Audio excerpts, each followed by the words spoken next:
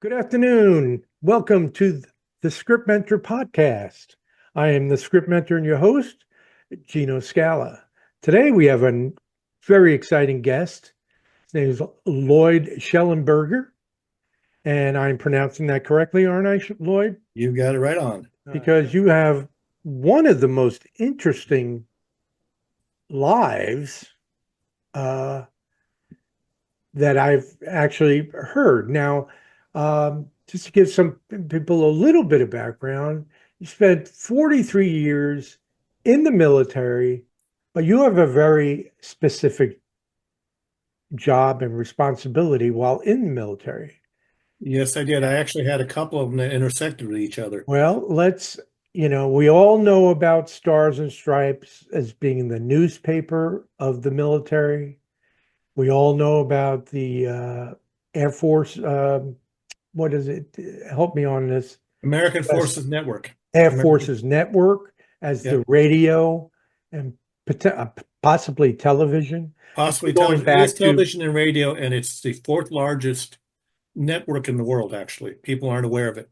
that is incredible. Now, I know this from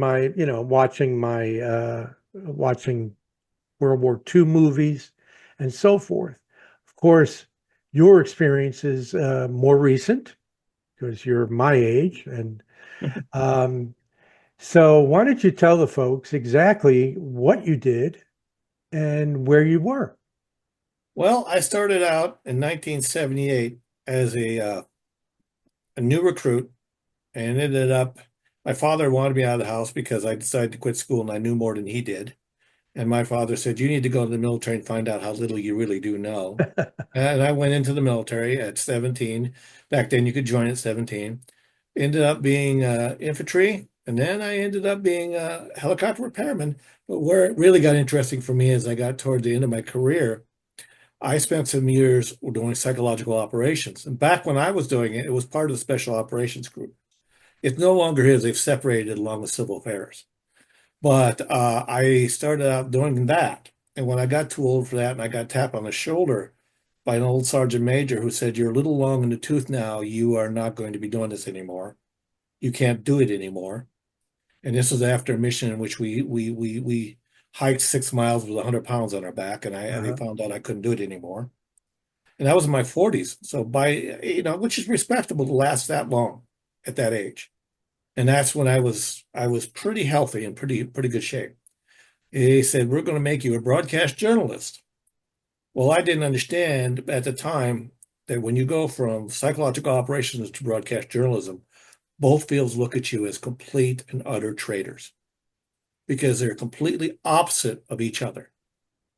You are a pariah now in both of the fields. By both all the people in the fields, you're a pariah now. Um, and that was why when I went through, I couldn't figure out why the psychological operations people in the public affairs course were seated in the back and we weren't allowed to talk to them. Okay.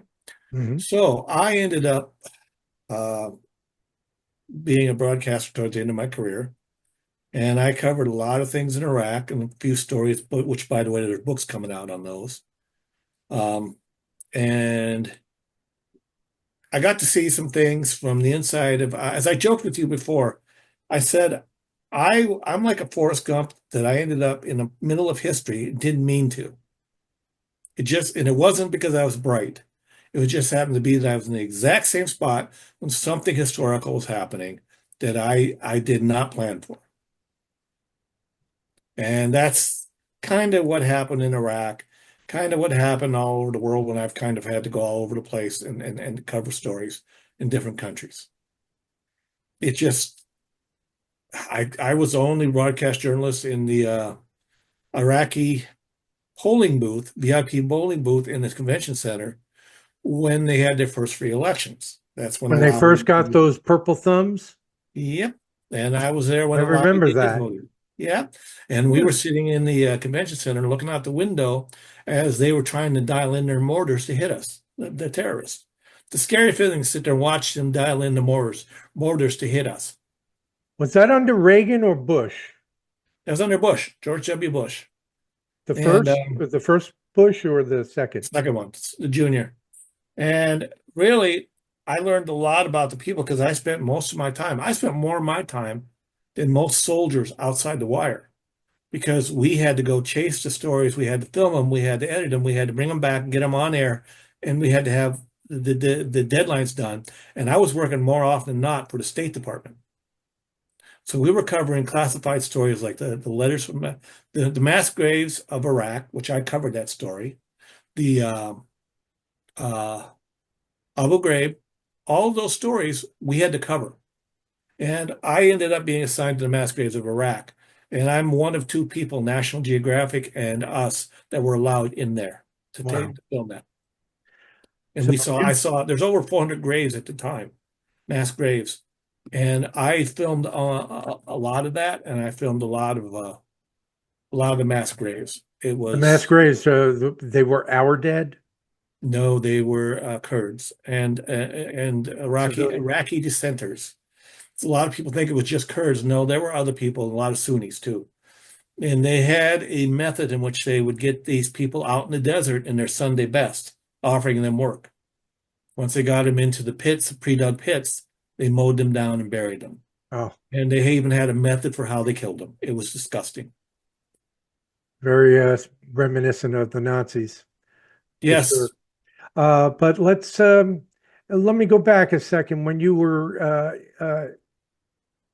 you enlisted, where were you stationed? Where did you spend most of your time? I spent my first few years in Germany, and all those Heidelberg, all those are gone now.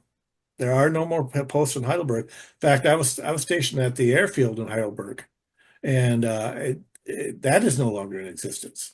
Uh, Everything that I've done, Fort McClellan, gone, no longer in existence. Yeah. You know, it's just a reminder how old I got. Everything that I was involved in or touched in one way or another has been closed And I or think that was the reason why they closed Fort McClellan's because you were there. That's what I read anyway. No, the uh, probably. I don't know. um, so you saw a lot of things. You saw a lot of death. What? Now we have a movie idea of what the journalists are like. We've certainly seen Geraldo Rivera in battle on battlefields in conflict.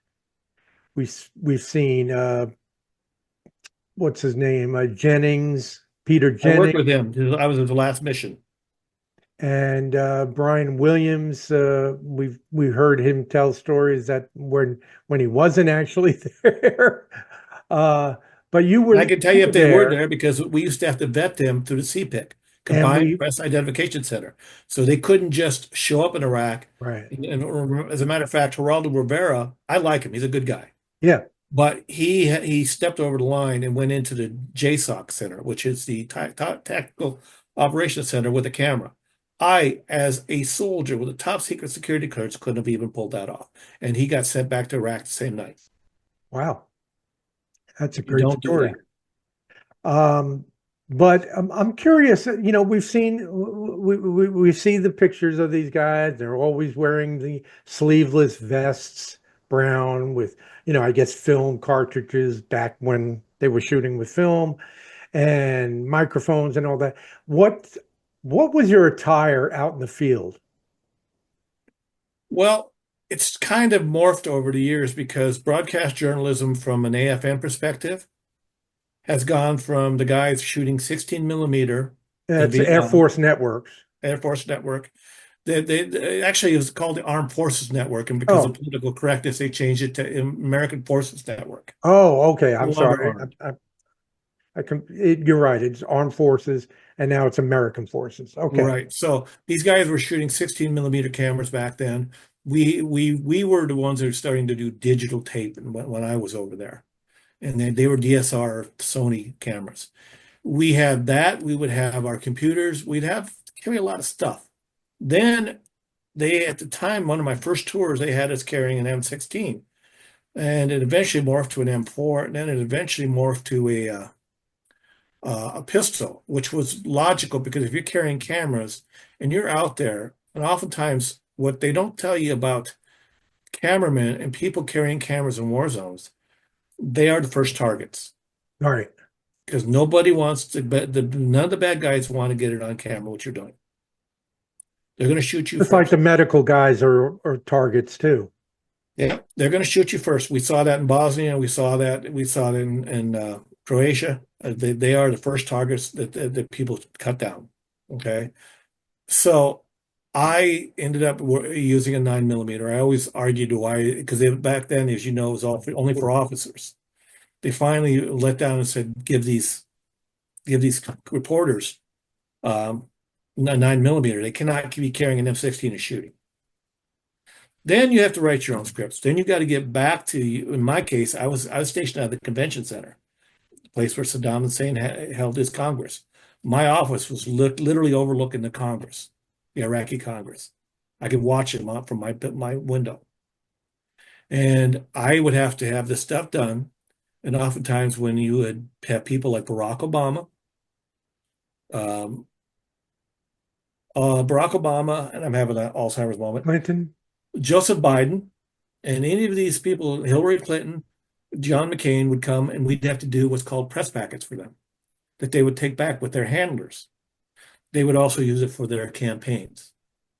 So my job was to do interviews with them, make sure they had a press packet for their handlers, and make sure that it went back with them And the so they press could use packet it. would include information on what was going on. And their soldiers are they're sitting down with their soldiers, talking to their soldiers, interviewing, going over to General Casey and Petraeus, which I interviewed them. Those are the people I dealt with. Casey, is that William Casey? No, that's FBI. General Casey, I don't know his first name. He went on to the Pentagon as a 4-star. Um, he never liked me, so we tried to get around him. So I started Well, wearing civilian. Petraeus is a hero. Yeah, Petraeus is a hero. He liked me. Him and I got along very well. But General Casey never liked me. He never was wild about press, and particularly the American Forces Network, because That's crazy. we had first dibs on the helicopters and transpo. He didn't. We did. They had to give it to us by Pentagon regulations. So he got bumped off of stuff. Everybody in his cadre got bumped off of stuff for people like me. That's funny. So when I showed up out at Victory, he would have me in the hallways there sitting down somewhere because he'd never let me into anything. So we wised up when they attached me to the State Department and they put me in civilian clothing. So I was one of the few soldiers for one of the last maybe 6 months of my last tour. I was in civilian clothing because we had to fool them and think we could get by them. And he had a colonel that his whole job was to run interference with me. He would send that colonel out and he would just ring me up and down any way he could.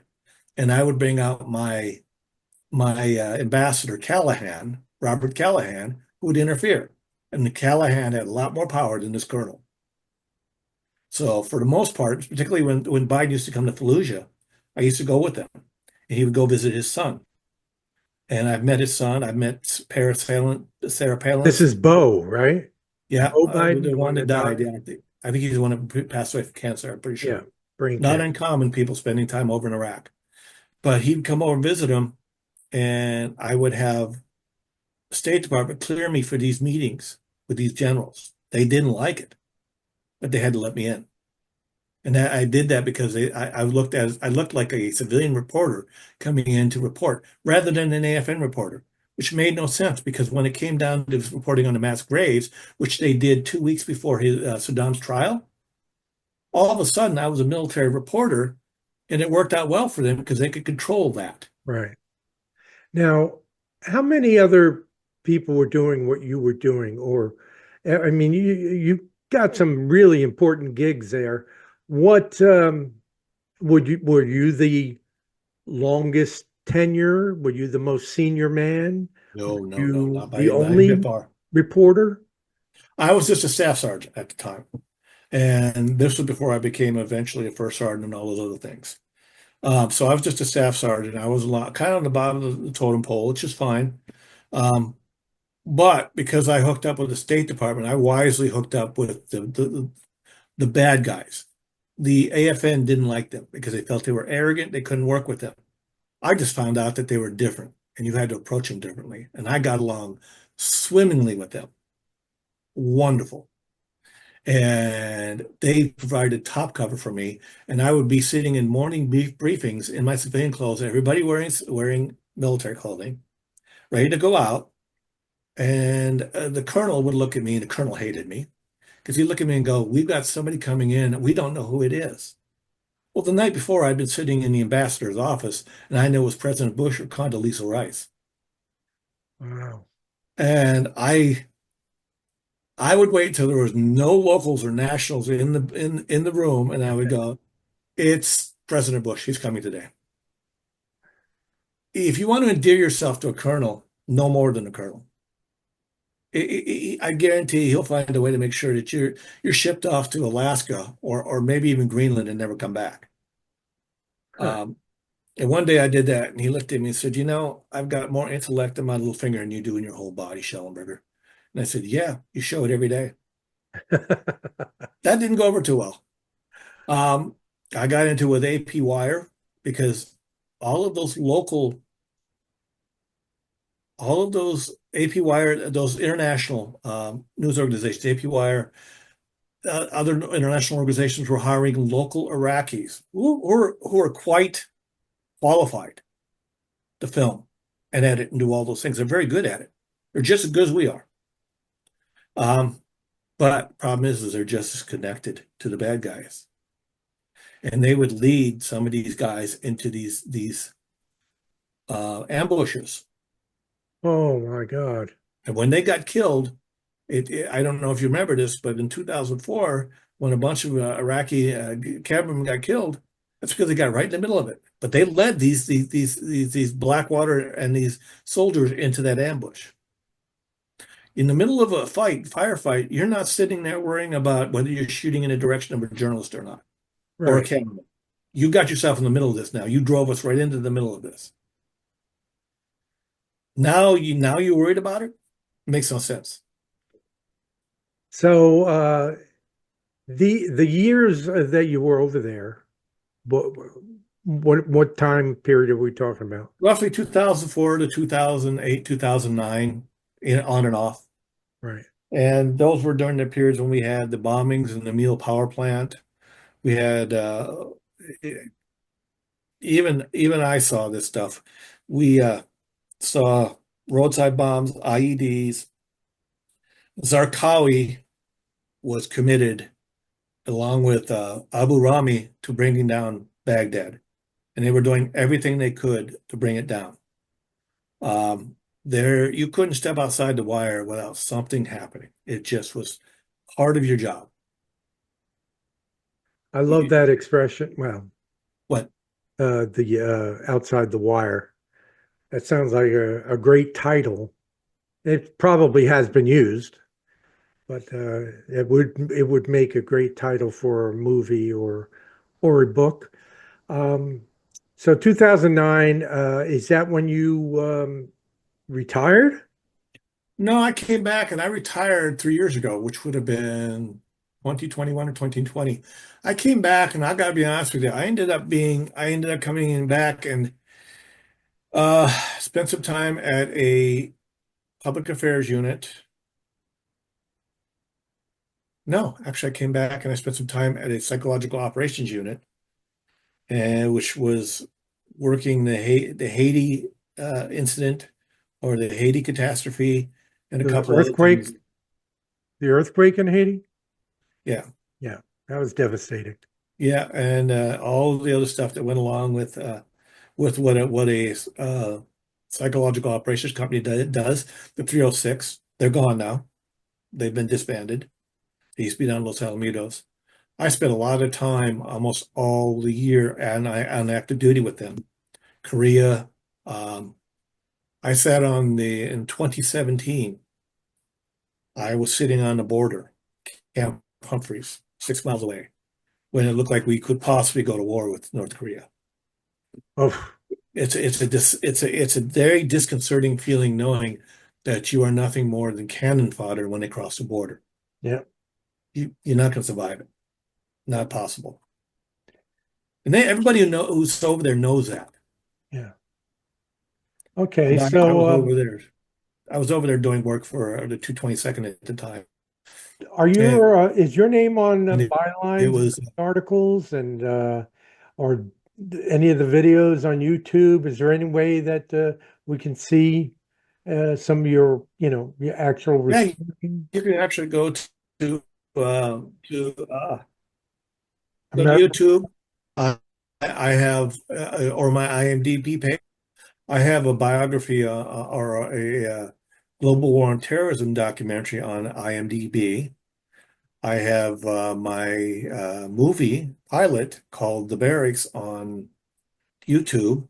And then you can look me up, and if you type under Sergeant First Class Lloyd Shellenberger, you'll see a lot of stuff that I wrote. And I ended up towards the end of my career being more of a print journalist, which is very typical once you hit E7 and above. You're not out there with the soldiers anymore filming because you're more than likely the one in charge, administering. Being promoted never sat well with me because I like grabbing the camera and I like being out. Yeah. I didn't like being in an office. And then the more I got promoted, the more I sat in an office. So now let's transition like you did. You retired from the military. Um, and did you get another profession? Are you in another job?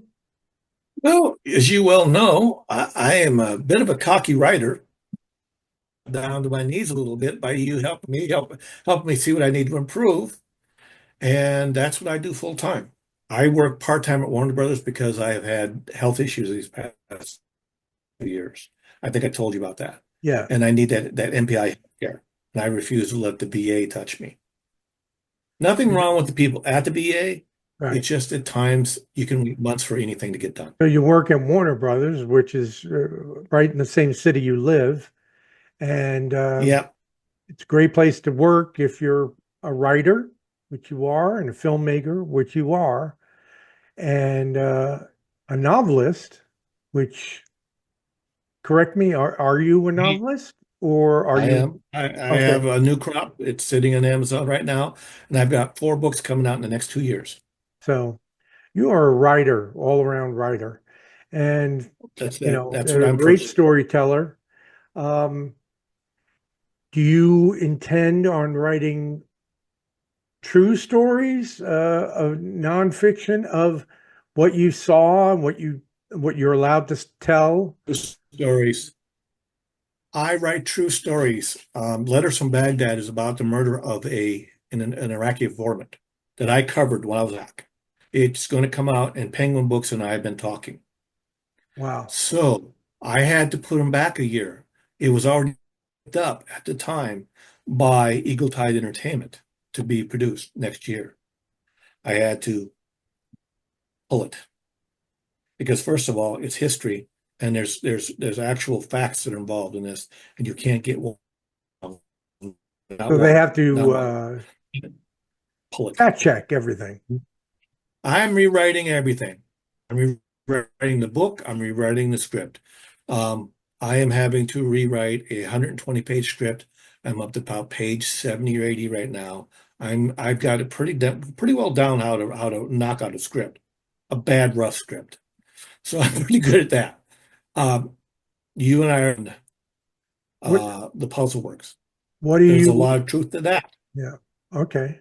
Yeah. It's easy to say based on a true story or Well, based on I say true inspired by events true or events.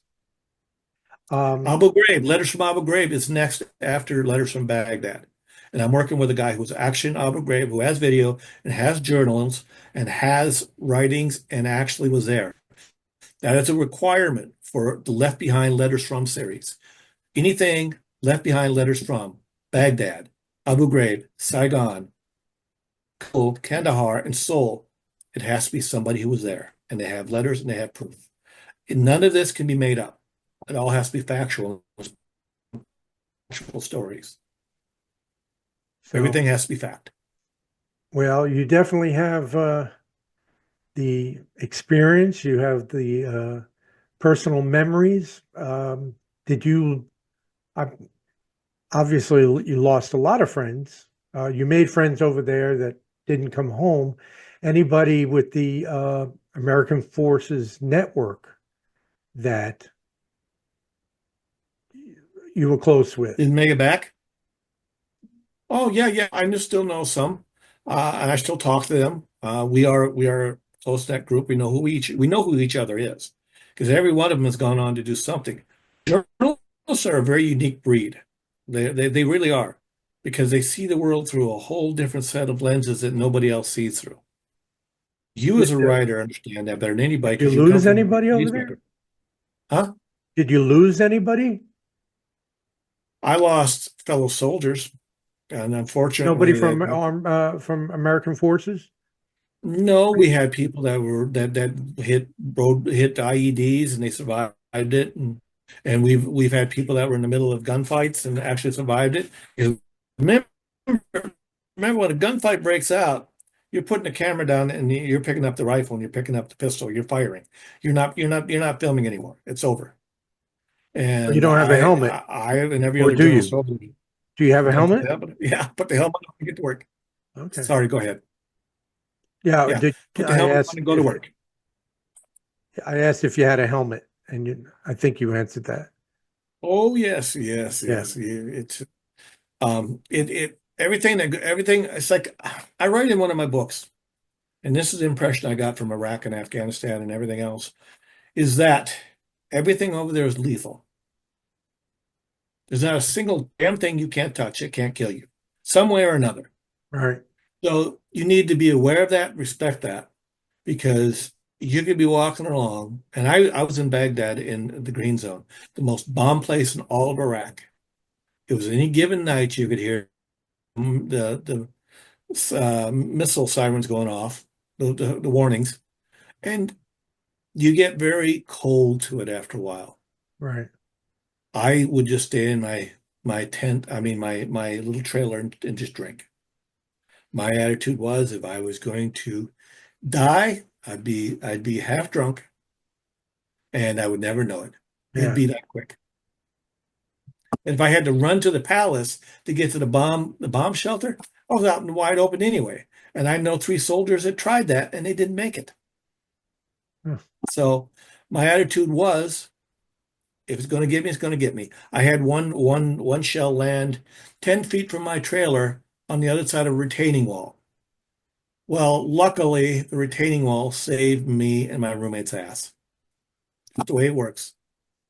I would wake up in the mornings and all of a sudden you'd hear a car bomb going off in the truck gates. It became normal stuff. Gate 3, the convention center. We had the police station bombed. 47 people died. We had and our building was right next to it, and literally it just took out one whole side of the building where we were stationed at. Did you take pictures or video of bodies? I took pictures of everything, yes, and I've got it, and I'm one of the few people that's got all of that. In fact, Letters from Baghdad is going to have pictures of that along with the mass graves in Iraq, which you can only get to me or at the time you could only get them through me or National Geographic. And the guy from National Geographic was 60s and 70s at the time I was over there. He's dead already. So it would be me that'd be the only source left for any of that stuff. And by the way, because I'm a source of that stuff, I end up being the war footage guy for Hollywood. My stuff is in several films, including Operation Homecoming and a couple other things. Wow. Operation Homecoming was nominated for an Academy Award. Is that a documentary? It's a documentary, but it's a different kind of one. They really kind of broke the mold on that. It's very unique. Well, I love documentaries, but Operation Homecoming. Yes. Are you credited? Oh, yes. Okay. Along with And do my you child own Honolulu. these videos? You own them now? I don't own them. I literally was in them as far as my footage, my war footage, which I gave to them. Very clear. I never charged a single Hollywood producer for any of that footage. I gave it to them not allowed to charge for that. DVD footage owned by the American people. And if the Pentagon should see this and hear about that, would they come and get it? Oh, No, not at all. Because everything that I have has been vetted. I was the original person who they would come and get it if I'm trying to make money off of I it. got it. I got it. I've never made a dime off of any footage I've ever given to a production company. PBS. PBS, I gave it they ever wanted. And I never made a dime off of it. That was our Operation Homecoming. My Child Mothers of War, independent producer, gave her everything she needs. The barracks, I footage from different soldiers in Afghanistan. Never charge anybody for any of that footage, never will. You can't do that. Well, It's unethical. I think people that follow the Script Mentor program and me are just as intrigued by your story, and we're all going to be excited about, seeing what you actually get out there, both screenplays and novels, and eventually some films. And we're going to be here to promote it for you as well. But this has been a terrific few minutes speaking with you, and this entire world that, it's a perspective not many people get to see and get to have, or even hear about. I mean, I could see you on the public speaking tour, you know, telling some stories. Um, but I want to thank you for taking the time and doing this for us. I'm sure it will be a very popular episode of the podcast. And with that, I will wish you good day and good night, and look forward to speaking to you again very soon. Um, Well, you know what? I gotta say, I want to thank you for working with me, Gino. I have learned a lot from you. To the viewers who are maybe listening to this or watching it, and on to whether you want to work with Gino or not, I'm working with Gino. I absolutely am impressed by his abilities as a writer, and he's a very impressive individual. And I can only say thank you for giving me your time because and Lord, yeah, I appreciate it. we became friends in a very short period of time, and your checks in the mail for that for that recognition. But no, I really appreciate that.